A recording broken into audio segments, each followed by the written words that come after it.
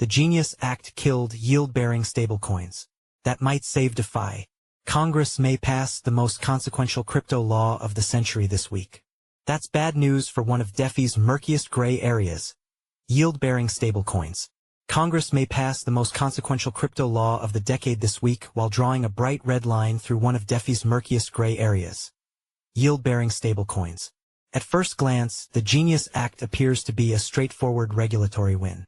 It will finally grant over $120 billion in fiat-backed stablecoins a legal runway, establishing clear guardrails for what qualifies as a compliant payment stablecoin. But dig into the details and it becomes clear this isn't a broad green light. In fact, under the law's rigorous requirements, segregated reserves, high-quality liquid assets, GAAP attestations, only about 15% of today's stablecoins would actually make the cut. More dramatically, the Act explicitly bans stablecoins from paying interest or yield. This is the first time U.S. lawmakers have drawn a hard line between stablecoins as payment instruments and stablecoins as yield-bearing assets. Overnight, it turns decades of crypto experimentation on its head, pushing DeFi to evolve or risk sliding back into the shadows. For years, DeFi tried to have it both ways, offering stable assets that quietly generated returns, while dodging securities treatment. The Genius Act ends that ambiguity. Under the new law, any stablecoin paying yield, whether directly through staking mechanics or indirectly via pseudo-DeFi savings accounts, is now firmly outside the compliant perimeter. In short, yield-bearing stablecoins just got orphaned. Congress frames this as a way to protect U.S. banks. By banning stablecoin interest, lawmakers hope to prevent trillions from fleeing traditional deposits, which underwrite loans to small businesses and consumers. Keeping stablecoins yield-free preserves the basic plumbing of the U.S. credit system. But there's a deeper shift underway. This is no longer just a compliance question. It's a total rethink of collateral credibility at scale. Under Genius, all compliant stablecoins must be backed by cash and T-bills with maturities under 93 days. That effectively tilts crypto's reserve strategy towards short-term U.S. fiscal instruments, integrating DeFi more deeply with American monetary policy than most people are ready to admit. We're talking about a market currently around $28.7 trillion in outstanding marketable debt. Concurrently, the stablecoin market exceeds $250 billion in circulation. Therefore, even if just half of that, about $125 billion, pivots into short-term treasuries, it represents a substantial shift, pushing crypto liquidity directly into U.S. debt markets. During normal times, that keeps the system humming.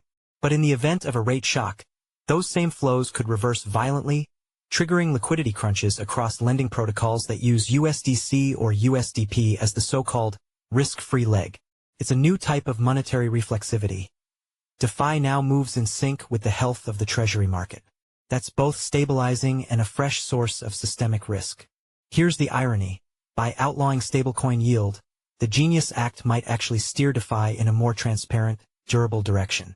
Without the ability to embed yield directly into stablecoins, protocols are forced to build yield externally. That means using delta-neutral strategies, funding arbitrage, dynamically hedged staking, or open liquidity pools where risk and reward are auditable by anyone. It shifts the contest from who can promise the highest APY to who can build the smartest, most resilient risk engine.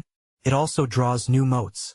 Protocols that embrace smart compliance, through embedding AML rails, attestation layers, and token flow whitelists, will unlock this emerging capital corridor and tap institutional liquidity.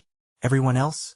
Segregated on the other side of the regulatory fence, hoping shadow money markets can sustain them. Most founders underestimate how quickly crypto markets reprice regulatory risk. In traditional finance, policy shapes the cost of capital. In DeFi, it will now shape access to capital. Those who ignore these lines will watch partnerships stall, listings vanish, and exit liquidity evaporate as regulation quietly filters out who gets to stay in the game. The Genius Act isn't the end of DeFi, but it does end a certain illusion that passive yield could simply be tacked onto stablecoins indefinitely, without transparency or trade-offs. From here on out, those yields have to come from somewhere real with collateral, disclosures, and rigorous stress tests. That might be the healthiest pivot decentralized finance could make in its current state. Because if DeFi is ever going to complement, or even compete with, traditional financial systems, it can't rely on blurred lines and regulatory gray zones. It has to prove exactly where the yield comes from, how it's managed, and who bears the ultimate risk. The Genius Act just made this law. And in the long run, that could be one of the best things to ever happen to this industry. Ben Nadarevsky is the CEO and co-founder of Solstice Labs, where he's redefining how yield is generated in DeFi.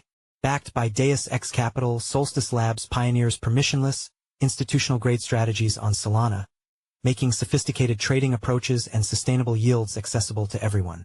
Previously, Ben led the first crypto derivative trades with global banks as vice president of global trading at Galaxy Digital.